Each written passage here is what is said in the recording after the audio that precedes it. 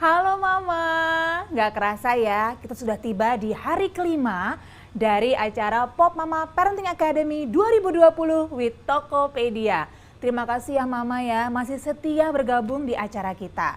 Dan kembali bersama saya Siska Becker yang juga masih setia tentunya menemani Mama semua di ajang Popak 2020. Nah untuk sesi kali ini Mama, temanya penting sekali nih. Tips bagaimana bijaksana dalam berbelanja dan juga cara menemukan barang yang benar-benar halal. Nah, penting sekali kan? Pastinya saya ditemani oleh seorang narasumber yang tentunya sangat kompeten untuk berbicara mengenai hal ini, yaitu perwakilan dari YLKI, Yayasan Lembaga Konsumen Indonesia, Mbak Natalia Kurniawati yang adalah seorang peneliti di YLKI. Nah Mama, mungkin bertanya apa nih yang bakal dibahas? Jadi kita akan membicarakan mengenai tips dan trik menentukan produk halal dan juga tips memilih produk halal terbaik dari segala unsur, baik harga, kualitas, dan juga brandnya. Kita juga akan berbincang mengenai status kehalalan suatu produk. Berguna sekali kan buat semua mama di rumah nih sesi talk show kali ini. Gimana, sudah siap? Sudah menemukan tempat duduk yang nyaman? Kalau gitu langsung kita mulai ya. Saya akan langsung sapa saja narasumber kita yaitu Mbak Natalia Kurniawati. Halo Mbak Natalia, apa kabar? Halo, baik, alhamdulillah baik. Apa Sehat-sehat ya kabar juga Mbak? mama-mama semua? Iya, sehat. Alhamdulillah. Mbak Natalia sebelumnya terima kasih banyak nih Mbak sudah menyempatkan waktunya buat gabung di Popak 2020 untuk berbincang mengenai topik yang penting banget dan sangat relate dengan keseharian kita. Iya, terima kasih banyak atas kesempatannya juga jadi bisa ketemu dengan mama-mama semua dan bisa sharing di sini ya, Mbak ya. Yes, untung ada teknologi ya Mbak Natalia, kita bisa berjumpa nih secara virtual dan juga Hmm. berbagi informasi. Nah Mbak Natalia, biar benar-benar kita bisa ngobrolnya enak, Mama di rumah juga mengerti nih semua latar belakang dari perbincangan kita. Mungkin Mbak Natalia sekarang bisa memperkenalkan terlebih dahulu nih mengenai YLKI. Sebenarnya bergerak di bidang apa dan seperti apakah lembaga ini? Silakan Mbak Natalia. Oke, ya YLKI adalah LPKSM. LPKSM itu singkatan dari Lembaga Perlindungan Konsumen Swadaya Masyarakat. Jadi memang fokus kami di bidang perlindungan konsumen yang melalui akar rumput. Jadi kita jembatannya nih antara konsumen awam yang di bawah itu posisinya dengan ke pelaku usaha maupun pemerintah. Dan kita ini di sini fokusnya ada 3 kegiatan besar, di mana yang pertama itu adalah pengaduan konsumen. Jadi biasanya kalau misalnya ada konsumen yang mau ngadu gitu soal produk-produk macam-macam, layanan jasa seperti itu tuh kan biasanya kayak LKI. Kemudian ada juga penelitian. Penelitian ini kita fokusnya ada 2, yaitu test for protest dan test for guideline. Test for protest itu ya jelas jadi misalnya kita menguji satu satu produk yang kemudian kita sandingkan dengan standarnya. Apabila tidak sesuai dengan standar produk yang beredar itu padahal dibutuhkan oleh banyak orang yang pakai banyak, dan kemudian itu semua orang tuh berisiko terpapar bahaya dari produk itu ketika itu tidak standar, itu kita bisa protes ke pemerintah untuk memperbarui standar itu atau dibuatkan standar yang baru.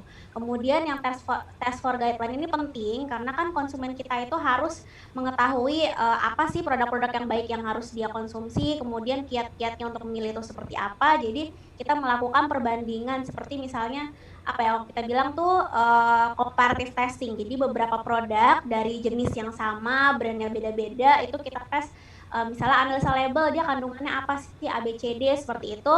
Nah kemudian nanti kita bisa keluarkan informasinya ke konsumen bahwa yang ini ada kandungan ininya loh. Nanti kalau misalnya mau pilih misalnya kandungan vitamin C-nya tinggi, mungkin bisa pilih produk ABCD seperti itu. Jadi sebagai petunjuk bagi konsumen untuk memilih satu produk yang akhirnya dia jadi bisa menentukan secara bijak gitu sesuai dengan misalnya karakteristik ekonominya, karakteristik kebutuhannya, seperti itu sih. Kemudian yang terakhir adalah pendidikan. Nah, pendidikan konsumen ini penting. Jadi gabungan antara si pengaduan konsumen tadi, kita buat kajian yang bisa mendrive konsumen untuk lebih bijak dan pemerintah untuk bisa memperbaiki kebijakan. Kemudian penelitian untuk pembuktian dan sebagai baseline data kami untuk 2 hal tadi juga. Nah, dari sini nanti kita buat semacam media komunikasi, entah itu lewat sosial media atau kita bisa diskusi publik atau misalnya live seperti ini gitu, kita ngobrol dengan konsumen itu untuk meningkatkan posisi tawar konsumen atau pengetahuan konsumen terhadap satu isu seperti itu. Oke, wah luas juga ya artinya ya Mbak Natalia ya lingkup kerjanya nih. Mbak Natalia Sangat sibuk nih artinya. Aduh, untung bisa gabung di sini sama kita. Jadi mulai dari memberikan guideline, edukasi, dan juga sebenarnya Ya, sebagai penyambung lidah konsumen. Bisa dikatakan begitu ya betul Mbak sekali. Natalia? Ya. Jadi Oke, kalau nah, konsumen yes? itu sifatnya dari mulai kita masih dalam kandungan sampai kita mati, Wow. itu kita adalah konsumen. Jadi mulai dari kita masih di kandungan ibu kita, itu kita harus diberikan vitamin apa, misalnya harus di treatment ibu hamil itu seperti apa, Mm-mm. itu kita bersifat seperti konsumen gitu kan. Kita sudah jadi konsumen. Oke. Kemudian ketika misalnya kayak sekarang nih lagi era COVID-19 pandemi seperti ini, itu orang mau apa namanya di treatment untuk dimakamkan secara COVID, itu protokol segala macamnya itu kita melihat si apa namanya mereka yang meninggal ini Iya. almarhum ini itu sebagai konsumen juga mereka akan di treatment seperti apa, mereka akan dilayani seperti apa gitu untuk apa ibaratnya penghormatan terakhirnya seperti itu sih. Oh wow, ini menarik sekali. Aku baru tahu loh Mbak Natalia. Jadi memang YLKI ini adalah lembaga atau institusi dengan demografis yang sangat luas ya artinya ya. Sangat. Oke oke. Jadi Mama sekarang udah tahu nih ya mengenai YLKI, udah kenalan juga sama Mbak Natalia. Jadi sekarang kita akan mulai sesinya. Tapi sebelum itu, buat Mama yang mau bertanya selama sesi ini berlangsung, boleh banget. Tapi silakan siapkan dulu catatannya. Siapa tahu nanti ada mungkin beberapa pemaparan yang penting banget dan pengen dituliskan. Silakan ya, supaya nyaman semuanya. Kita akan langsung mulai saja mengenai tema kita pada hari ini. Nah, Mama, seperti yang kita tahu, Mama di rumah pasti pernah deh merasa kebingungan untuk memilih mana produk yang halal dan tidak. Karena sebenarnya kan selain produk makanan dan minuman tidak diwajibkan untuk mencantumkan logo halal. Jadi bisa jadi produk tersebut halal tapi belum mencantumkan logo halalnya. Nah, Mbak Natalia, sesuai dengan tema Ya. kali ini, tips bagaimana bijaksana dalam berbelanja dan cara menemukan produk yang benar-benar halal, sebenarnya ada nggak ya cara untuk Mama di rumah supaya bisa menemukan produk yang benar-benar halal? Oke, jadi kalau tadi kita berbicara tentang peran YLKI dan itu juga kan di Undang-Undang Perlindungan Konsumen ada yang namanya hak dan tanggung jawab konsumen. Nah, di sini kita berbicara ke kewajiban konsumen dulu ya, karena kan Oke. untuk mengetahui halal atau tidaknya itu ada kewajiban kita untuk membaca dan mengetahui juga gitu. Selain memang itu harus disediakan juga oleh pemerintah. Ya. Nah, pegangan pertama konsumen yang harus dilihat adalah label gitu, dimana dari label itu adalah kekuatan konsumen untuk melihat informasi apa saja yang disajikan menurut apa namanya misalnya komposisinya, kemudian di situ tersedia kandungan apa saja yang ditambahkan, kadaluarsanya, kemudian izin edarnya dari mana, asal produknya itu dalam negeri atau luar negeri, dibuat oleh UMKM atau unit usaha yang besar seperti itu semuanya ada di labelnya. Dan kalau misalnya untuk tips berbelanja sendiri, kalau sekarang kan kita udah sangat apa ya termanjakan sekali dengan banyak platform untuk informasi dan tempat belanja marketplace seperti itu. Nah itu biasanya kita harus baca dulu tuh deskripsinya gitu kan. Dari mulai tadi yang komposisi di labelnya itu dia kandungannya apa. Dan kalau misalnya di Indonesia sendiri itu ada kewajiban untuk mencantumkan informasi dalam label dalam bahasa Indonesia. Itu wajib gitu untuk di label itu. Jadi memang kalau di Indonesia harus berbahasa Indonesia supaya orang kita tuh yang awam pun mengerti bisa baca.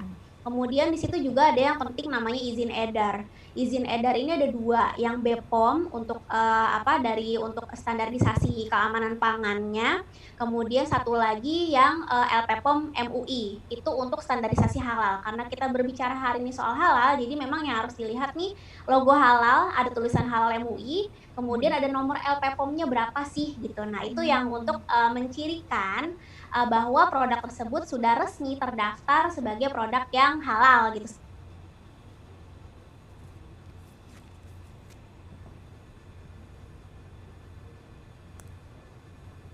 Oke, kita tunggu sesaat. Nampaknya ada sedikit gangguan ya dari Mbak Natalia.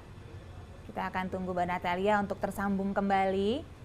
Tapi baru sesaat saja kayaknya udah banyak banget nih ya ilmu baru yang kita dapatkan Mama seputar tips-tips memilih produk. Mulai dari masalah label sendiri, ternyata itu ada banyak sekali ya persyaratan yang harus dipenuhi oleh setiap brand, setiap merek saat mereka memasarkan produknya. Dan artinya kita juga harus pinter nih sebagai konsumen, harus tahu banget apa sebenarnya yang harus ada dalam label setiap produk tersebut. Jadi kita tahu nih, ini produknya beneran apa kaleng-kalengan, kalau istilah zaman sekarang ya. Tadi udah ada penggambaran apa saja yang harus kita lihat, mulai dari komposisi, dari masa edarnya, biar tahu nggak kadaluarsa ya. Dan juga yang secara spesifik sudah saya tanyakan adalah mengenai label halal. Nah tadi lagi dijelasin nih sama Mbak Natalia, cuman kayaknya Mbak Natalia lagi terputus dulu sejenak, it's okay, biasalah zaman sekarang ya, seperti hidup, sinyal juga bisa naik turun. Mama mungkin silakan sekarang boleh mencatat dulu nih, tadi ada poin-poin penting apa saja yang sudah dijelaskan oleh Mbak Natalia. Kalau kayaknya ada yang terlewat, nggak apa-apa, nanti begitu selesai bisa kembali lagi nonton di awal dan di take down semua notes-notes pentingnya ya, supaya kita sebagai mama zaman sekarang, mama milenial benar-benar terupdate dengan hak-hak kita sebagai konsumen. Kenapa kita adakan tema ini nih Mama? Karena kita memang percaya betul sih bahwa Mama sebagai penentu kebijakan di rumah, apalagi dalam hal belanja, tentu harus tahu banget nih pentingnya untuk mengetahui sebenarnya saat memilih produk, saat belanja, apa saja yang harus kita cermati dan ketahui. Untungnya kita bisa nih menghadirkan Mbak Natalia dari YLKI untuk bisa mencerahkan kita semua mengenai hal-hal apa saja yang harus kita ketahui saat berbelanja. Supaya belanjanya pinter, belanjanya cerdas, belanjanya bijak. Karena kan kita belanja untuk keluarga kan Mama, jadi tentunya kita ingin memberikan selalu yang terbaik.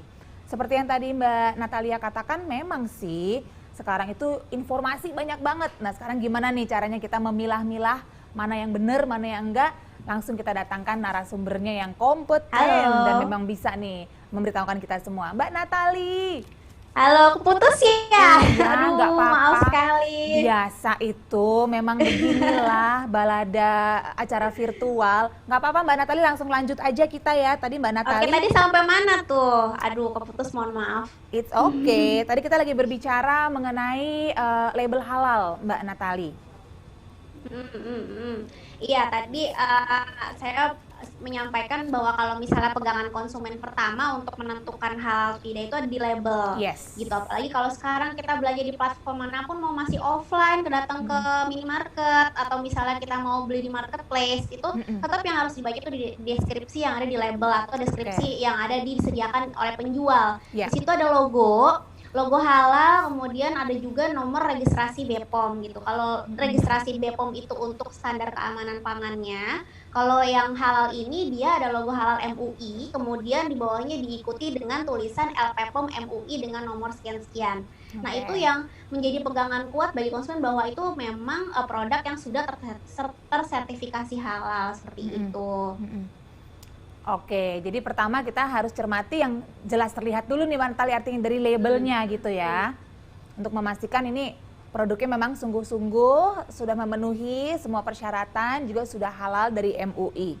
Oke. Aku mau nanya sesuatu lagi sini Mbak Natali, sebenarnya yang berhubungan dengan kebiasaan banyak mama.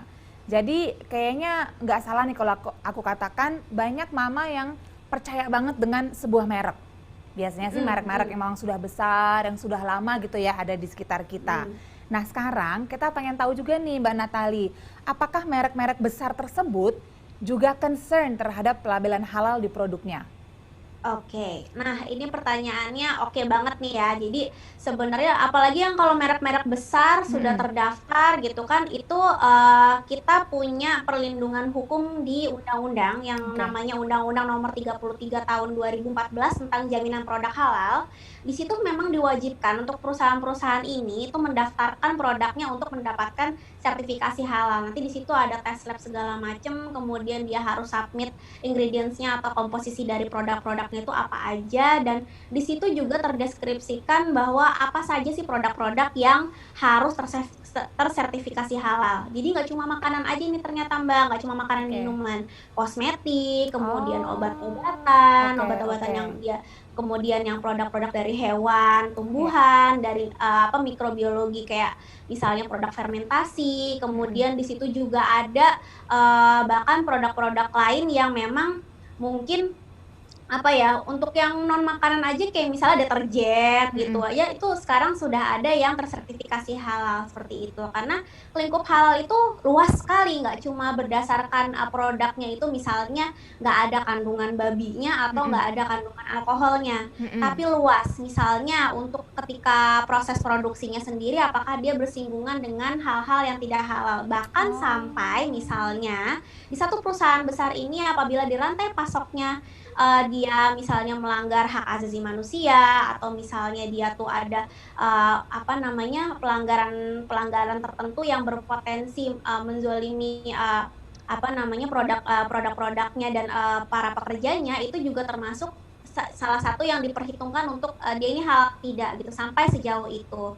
Jadi memang untuk Wow. yang produk dari misalnya kita sudah percaya sama satu brand yang besar, Mm-mm. itu harus dipastikan dulu si brand ini dia sudah mencantumkan logo halal dengan nomor registrasinya atau belum. Kalau Mm-mm. memang sudah terkenal itu dan sebesar itu kita sudah sangat percaya tapi belum, Ya. nah ini perlu dipertanyakan. Baik kita tunda dulu deh, jangan pakai yang itu dulu gitu. Oke oke. Ini sekarang karena sudah well informed, Mama jadi tahu nih ya bagaimana memilihnya. Jadi udah tambah pinter Mama sekarang untuk memilih produk yang halal khususnya buat keluarga. Jadi sekarang kita lanjut ke pertanyaan selanjutnya. Mbak Natali punya nggak nih tips dan trik untuk menentukan produk halal yang terbaik? Dan mungkin bisa dijelasin juga sebenarnya bagusnya dilihat dari aspek apa sih? Apakah dari harga, kualitas, brand, atau ketiganya? Oke. Sebenarnya gini melihatnya, kalau yang namanya halal itu bagi muslim, itu adalah suatu kewajiban dan suatu kebutuhan gitu. Kalau nggak halal ya udah jangan gitu, karena memang sesuai memang syariatnya seperti itu. Kemudian di sini untuk misalnya kita menentukan gitu ya, itu pertama harus kita lihat ingredients-nya dulu gitu. Di samping tadi yang pertama itu logo ya, Mm-mm. logo sertifikasi halalnya. Kemudian kita harus lihat ingredients-nya. Misalnya kita lagi di luar negeri nih, terus kita nggak tahu halal sertifikasi mereka itu apa namanya, logonya seperti Mm-mm. apa gitu. Kita Mm-mm. bisa lihat komposisinya, itu kita harus pastikan terjemahkan dulu satu persatu gitu komposisinya. Sayang sekali harus begitu ya. Iya. Jadi apakah di situ ada kandungan-kandungan yang diharamkan? Kayak misalnya tadi kandungan babi, minyak babi dan turunannya, kemudian alkohol dan turunannya gitu, sama apa namanya kandungan yang menyerupai sesuatu yang diharamkan. Kayak misalnya sekarang nih, yang lagi kemarin tren cukup rame juga itu produk-produk kopi kekinian, Mm-mm. itu ternyata yang mencampurkan satu produk sirup ya, yang itu tuh rasanya itu menyerupai yang nggak halal gitu. Kayak misalnya Oh, kandungan Baileys, iya. kandungan rum gitu kan. Oke. Rum dan Baileys itu kan biasanya dia nggak dia memang beralkohol ya. Nah itu Iya. kan sebenarnya nggak halal gitu. Jadi I see. bukan berarti dengan tidak ada kandungan alkoholnya itu termasuk bisa dihalalkan gitu. Mm-mm. Mm-mm. Karena memang kalau di hukumnya sesuatu yang menyerupai yang diharamkan itu tetap aja itu nggak boleh gitu. Makanya kan kalau misalnya dicek dari sirupnya itu sendiri dia tidak ada logo halal sertifikasi halalnya karena memang harusnya tidak boleh di aturannya. Seperti itu. Oke oke. Ini makin tercerahkan sih rasanya kita semua nih. Ternyata memang banyak banget ya detail-detail yang harus kita cermati Hmm. nih untuk benar-benar menentukan mana nih produk halal yang terbaik. Nah, Mbak, aku juga pengen nanya deh sebenarnya. Kan sekarang nih lagi di musim pandemi gini, kan kita semua Mm-mm. kan harus tetap di rumah saja nih, apalagi sekarang lagi ada regulasi Ya. PSBB. Kan jadinya behavior belanjanya juga berubah banget, semuanya serba online, belanja menggunakan platform e-commerce seperti misalnya dari Mm-mm. Tokopedia. Nah kalau kayak Mm-mm. begitu ada nggak nih saran-sarannya nih Mbak Natalia supaya kita tetap bisa belanja yang bijak dan khususnya mengenai bagaimana kita memilih produk halal yang terbaik lewat belanja online. Itu gimana tuh Mbak Natalia? Oke, nah ini nih belanja online ini Mm-mm. buat informasi juga buat teman-teman mama semua. Jadi kalau di YLKI sendiri salah satu pengaduan terbesar itu tentang belanja online gitu. Jadi Oke. ternyata banyak sekali nih di luar sana konsumen itu yang bermasalah dengan belanja online dan mungkin salah satunya ya tentang kejelasan informasi termasuk yang halal ini. Oke. Nah, kalau saran dari kami dari YLKI, pertama, ketika ingin belanja online di platform marketplace atau e-commerce, itu pastikan bahwa di situ dia mencantumkan deskripsi secara jelas di description box-nya. Nah, di Mm-mm. situ biasanya kan ada merek, kemudian dia asalnya dari mana, kemudian dia tuh untuk apa, terus komposisinya apa. Nah, komposisinya harus dibaca satu-satu Oke. diteliti pelan-pelan gitu kandungannya apa aja. Kalau memang itu kandungannya ada kandungan hewannya itu juga Mm-mm. perlu dicermati ada nggak yang diharamkan. Kalau misalnya ada kandungan kimiawinya seperti apa atau misalnya alkoholnya gimana gitu. Dan kalau misalnya dia sudah berani mencantumkan sertifikasinya apa? Kalau hanya BPOM saja tapi ternyata dia belum ada sertifikasi halal, mungkin kita juga perlu mengecek dengan platform lain. Seperti misalnya nih, Halal MUI itu dia punya aplikasi. Kemudian ada website juga Hmm. yang bisa dicek sama konsumen. Itu kita bisa masukkan merek dari produk yang kita Oh, oke. mau. Kemudian di situ kita bisa cek apakah produk tersebut sebenarnya sudah terdaftar atau belum Oke. gitu. Kalau misalnya belum ya lewatin dulu deh gitu. Ya. Satu-satunya jalan memang kita harus membaca deskripsi itu Mm-mm. kemudian kita mungkin bisa komunikasi dengan penjualnya gitu. Di situ Oke. mungkin ada platform chatnya, kita bisa tanya-tanya ini produknya dari mana segala macam gitu. Kalau misalnya dirasa kurang jelas, nggak meyakinkan, oke Ya deh nggak kita usah. move dulu ke yang lain Iya. dulu, tinggalin gitu. Oke, oke. Mm-mm. Jadi memang harus jadi konsumen yang cerdas, harus teliti juga. Jangan gasrak gusruk, jangan langsung ngegas gitu ya. Oke, oke. Jadi biar dapat benar-benar produk yang berkualitas, yang baik dan halal, nggak kaleng-kaleng lah Hmm. gitu istilahnya ya, Hmm. sis. Sama satu lagi sebenarnya Heeh. kan sekarang ini kalau kita lagi masa pandemi itu nggak boleh kemana-mana Iya. belanja pakai ojek lah segala macem Mm-mm, gitu kan, mm-mm. pokoknya ngandang deh di rumah gitu. Iya. Nah, hati-hati juga ketika kalau misalnya kita tergiur sama yang namanya diskon, apalagi flash sale ya. Ah, Mau di oke. marketplace manapun gitu kan, itu suka ada flash sale yang harganya itu anjlok banget kan. Iya. Langsung auto deg-degan gitu nih dompet maupun hati kita gitu Iya, iya, tergoda iya. Nggak imannya gitu. tenang. Nah, itu Heeh. hati-hati gitu, jangan Oke. sampai deg-degannya ini ngelihat diskonnya 60% Bo gitu. Itu menggoyahkan keyakinan kita untuk baca si deskripsi itu Oke. tadi. Nah, ini juga yang biasanya tuh kadang-kadang suka skip nih. Biasanya konsumen udah diskonnya gede langsung check out gitu. Mm-mm, Ternyata mm-mm. produknya itu sudah mendekati kadaluarsa atau memang dia produk yang belum Hmm. mendaftarkan sertifikasi atau dia mungkin ada dua versi gitu. Kayak misalnya kosmetik nih. Oke. Kosmetik itu dia impor dari Korea misalnya gitu.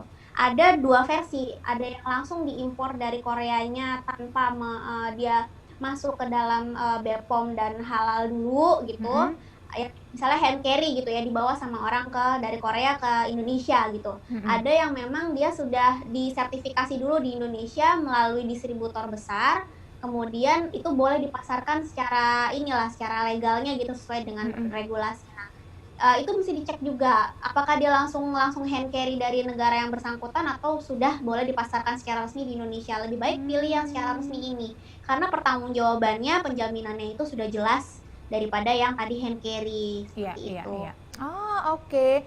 Jadi walaupun harganya didiskon, tapi perhatian kita, ketelitian kita jangan didiskon gitu ya, Mbak Natalia ya. Itu dia.